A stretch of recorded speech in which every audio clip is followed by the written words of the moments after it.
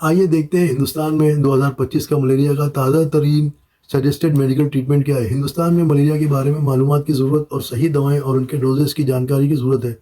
और यहाँ पर दो तरह के मलेरिया के पैरासाइट बहुत ही कॉमन है। एक है प्लाज्मोडियम वाइवेक्स और दूसरा है प्लाज्मोडियम फाल्सीपारम।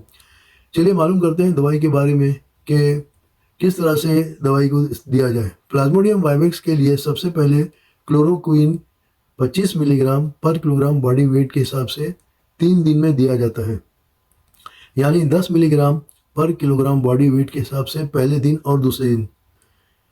तीसरे दिन 5 मिलीग्राम पर किलोग्राम के हिसाब से दिया जाता है। उसके बाद प्राइमाक्विन 5 मिलीग्राम पर किलोग्राम बॉडी वेट के हिसाब से रोज़ाना एक बार 14 दिन तक दिया जाता है।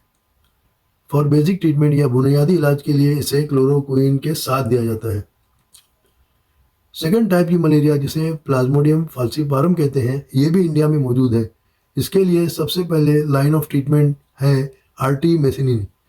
आर्टीमेसिनिन के बेस पर कॉम्बिनेशन थेरेपी, जिसे आर्टीमेसिनिन कॉम्बिनेशन थेरेपी शॉर्ट फॉर्म में ACT या एक्ट कहते हैं।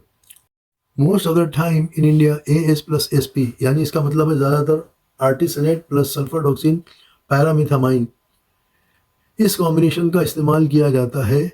लेकिन हिंदुस्तान में शुमाल मशरिक या नॉर्थ ईस्ट की रियासतों में इन कॉम्बिनेशन दवाइयों से रेजिस्टेंस होने की वजह से ये दवाइयाँ बेअसर होती हैं। इसलिए आर्टीमेथर एंड लोमेफेंट्रिन, जिसे शॉर्ट फॉर्म में AL कहते हैं, इसका इस्तेमाल किया जाता है।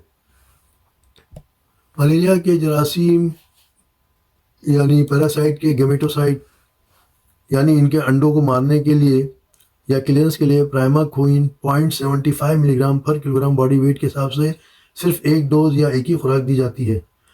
हामिला औरतें यानी प्रेग्नेंट लेडीज़ और दूध पीने वाले बच्चों को छोड़कर बाकी सब के लिए दिया जा सकता है। अगर मलेरिया का ज़ोरदार हमला हो, जिसे सीवियर मलेरियल अटैक कहते हैं, तो किसी भी किस्म का मलेरिया हो, सिर्फ आर्टीमेसिनिन को ही चुना जाता है और इसको देने के लिए हॉस्पिटल में देखभाल के साथ देना ज़रूरी होता है। हमेशा खून के टेस्ट से मलेरिया के बुखार की कंफर्मेशन ऑफ डायग्नोसिस करें और कॉम्प्लिकेशंस पर नज़र रखें। Thanks for watching.